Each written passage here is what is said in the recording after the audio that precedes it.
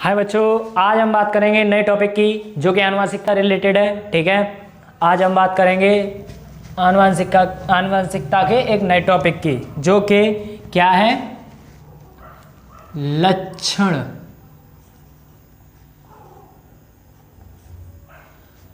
प्रारूप। ठीक है, और दृश्य प्रारूप। ये एक ही चीज है, और एक और है जीन प्रारूप। ये चीजें आज हम पढ़ेंगे जो कि आनुवंशिक से रिलेटेड है, एक एक नंबर में पूछी जाती हैं, वेरी इंपॉर्टेंट है। ओके बच्चों, इस पे बहुत ही अच्छे तरीके से ध्यान देना है। ठीक है, तो अब हम बात करेंगे यहाँ पे लक्षण प्रारूप की। अभी जीन प्रारूप नहीं पढ़ रहे। ठीक है, तो यहाँ पे पढ़ना है हमें लक्षण प्रारूप। लक्षण प्रारूप होता क्या है, साथ ही साथ मैंने लिख दिया दृश्य प्रारूप। इन दोनों में से आपसे कोई भी चीज पूछ लिया है, इंग्लिश में कहते हैं फिनोटाइप। क्या कहते हैं, फिनोटाइप। अब बोल रहे हैं सर इंग्लिश क्यों नहीं लिखी?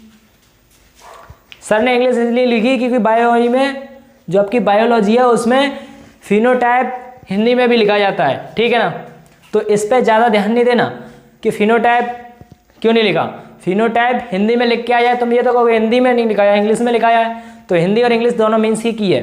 यहाँ पर हम लक्षण प्रारूप और दृश्य प्रारूप भी बोल देते हैं। तीनों चीज़ें एक ही हैं लेकिन अलग अलग जगह पर प्रयोग करी जाती हैं। जैसे इंग्लिश सब्जेक्ट है तो वहाँ पे इंग्लिश में, हिंदी सब्जेक्ट है तो वहाँ पे लक्षण प्रारूप, और ये हमारे गांव की भाषा, सब तरीके से। ठीक है ना, तो यहाँ पर हमें क्या करना है, इनकी डेफिनेशन बनानी है। तो आज हम फिनोटाइप को पढ़ेंगे। देखो, ये कोई दो जनक, इनसे कोई एक नया जनक आया। ठीक है, यानी दो जनकों के मध्य क्रॉस कराए जाने पर आने वाली संतति में जो लक्षण दिखाई देते हैं, लक्षण प्रारूप, दृश्य प्रारूप, फिनोटाइप कहलाता है। खत्म। यानी दो जनकों के मध्य क्रॉस कराए जाने पर आने वाली संतति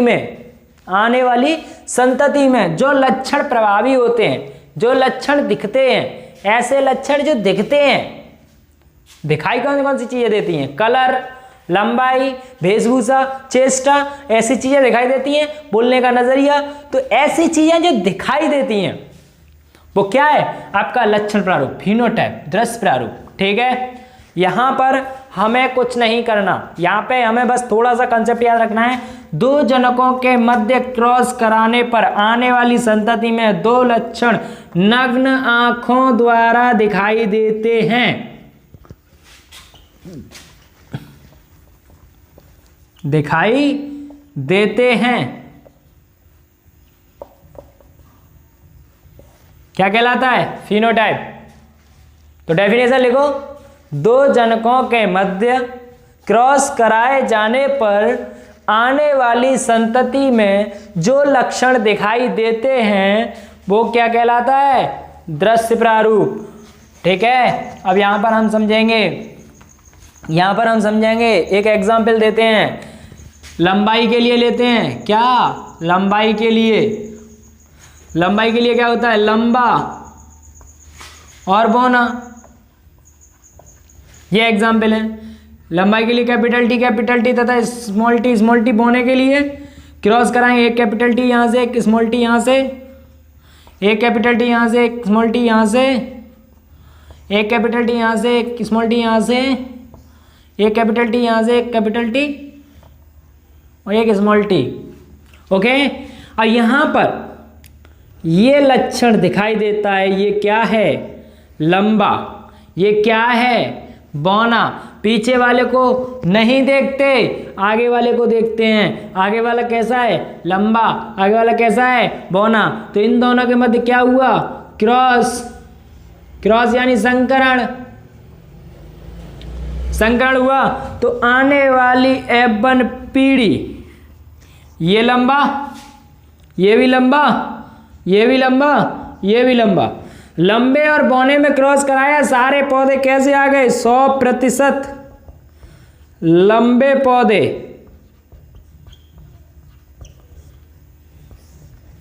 तो ये क्या हुआ? ये आपका क्या हुआ? दृश्य प्रारूप। क्या कहलाएगा? दृश्य प्रारूप।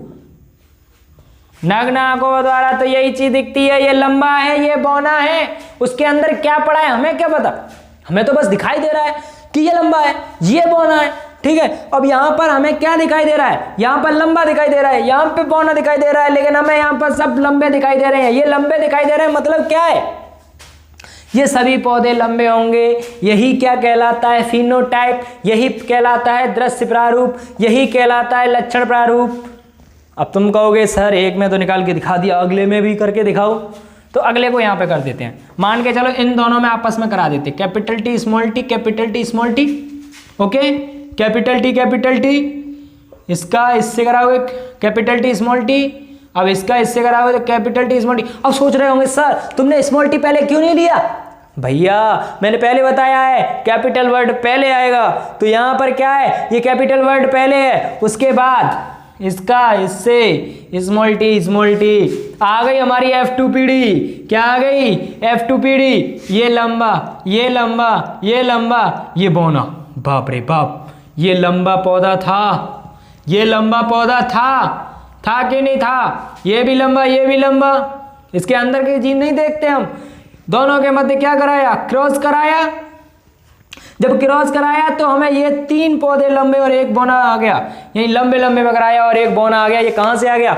ये लक्षण पीछे वाली दादी अम्मा जी का आ गया। यहां पता चला माँ बापू के लक्षण ना आए तो अम्मा दादा के आ जाते हैं, ठीक है। यहां पर मैं तुम्हें बता दूं लक्षण प्रारूप क्या है?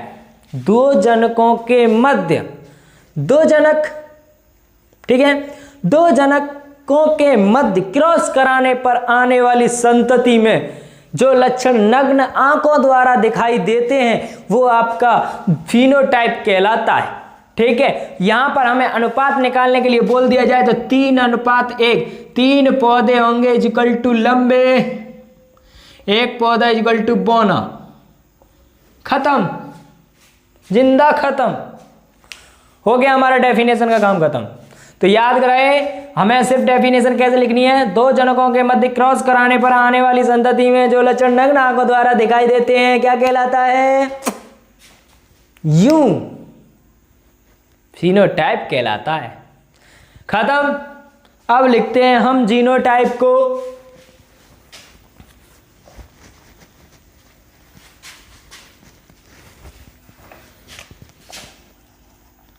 जीनोटाइप, जीन प्रारूप, जीन प्रारूप अच्छे से समझ लो, इतना अच्छे से कि बहुत अच्छे से एग्जाम टाइम में काम आए। यहां पर सिर्फ ऐसे हमारे नोट्स बनाए जाते हैं, सिर्फ और सिर्फ आपके मुंह से ही डेफिनेशन बने, किताब से बिल्कुल नहीं, ठीक है। यहां पर जीनोटाइप की बात करी जा रही है, वहां पर फिनोटाइप नग्न आंखों द्वारा दिखाई दे रहा था, यहां पर नग्न आंखों द्वारा दिखाई नहीं देगा। क्या नहीं देगा? नग्न आंखों द्वारा दिखाई नहीं देगा। तो क्या देगा सर जी दिखाई?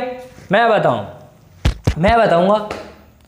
देखो, 2 जनकों के मध्य क्रॉस कराए जाने पर आने वाली संतति में जो लक्षण दिखाई नहीं देते हैं, जो लक्षण दिखाई नहीं देते हैं, जीनोटाइप या जीन प्रारूप कहलाता है।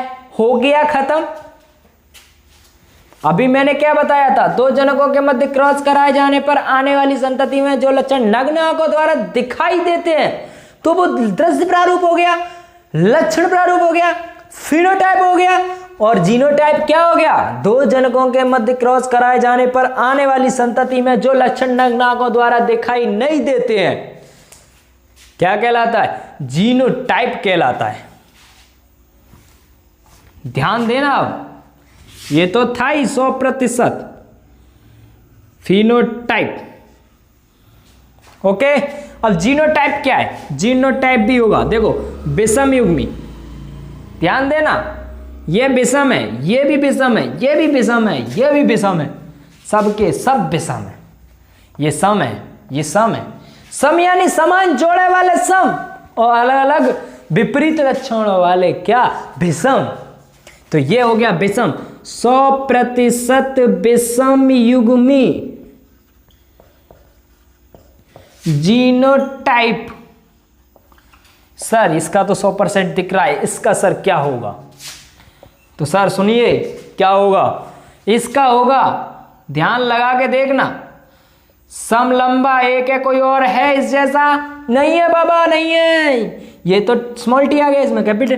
तो एक पौधा समलंबा, दूसरा कैपिटल टी स्मॉल टी, और कहीं है? हाँ सर है, ये है। तो दो पौधे विषम बौने। अब भैया स्मॉल टी कहीं है? नहीं है। तो एक पौधा समबौना। अब एक बात याद रखना, जीनोटाइप में या जीन प्रारूप में सम विषम चीजें आने लगती हैं। अब सम विषम आने लगती हैं तो इसका अनुपात क्या हो गया? 1 2 1 25 अनुपात 50 अनुपात 25। ये परसेंटेज होती है भैया। यहां पर 4 है, 4 का 100 करो तो 25 चौके 100, तो 25 25 25 25, और ये एक जैसे हैं तो 100 हो गया। यहां पर 25 इस जैसा कोई नहीं है तो अकेला 25 रह गया। यहां पर 25 25 दो है तो 50 कर दिया। यहां पर 25 एक है तो 25 कर दिया। तो जीनोटाइप फिनोटाइप निकालना सीख गए बच्चों, ठीक है। अब यहां पर हम बात करेंगे, एक बार और रिवीजन करेंगे हम। क्या रिवीजन करेंगे? जीनोटाइप और फिनोटाइप को याद रखना। मैं बता रहा हूं, एक बार दिमाग में रख लो, कभी नहीं भूलोगे। मैं बता रहा हूं, जीनोटाइप और फिनोटाइप ऐसे लक्षण जो नग्न आंखों द्वारा दिखाई देते हैं, दृश्य प्रारूप फिनोटाइप कहलाता है। और जो नग्न आंखों द्वारा दिखाई नहीं देते वो जीनोटाइप कहलाता है। दो जनकों के मध्य क्रॉस कराने पर आने वाली संतति में ऐसे लक्षण जो नग्न आंखों द्वारा दिखाई देते हैं फिनोटाइप कहलाता है, और ऐसे लक्षण जो नग्न आंखों द्वारा दिखाई नहीं देते हैं वो जीनोटाइप कहलाता है। सम और विषम में तुलना की जाती है इनकी। तो आज मैं इसी टॉपिक के साथ समाप्ति लेता हूं और वीडियो को शॉर्ट करने के चक्कर में यहीं पे खत्म करता हूं। ओके बच्चों, आज मैं अलविदा लेता हूं यहीं पे। मैं जेपी वर्मा क्लासेस आपसे कहता हूं, अगर आपको वीडियोस अच्छी लग रही हैं तो लाइक शेयर कमेंट और सब्सक्राइब करना ना भूलें।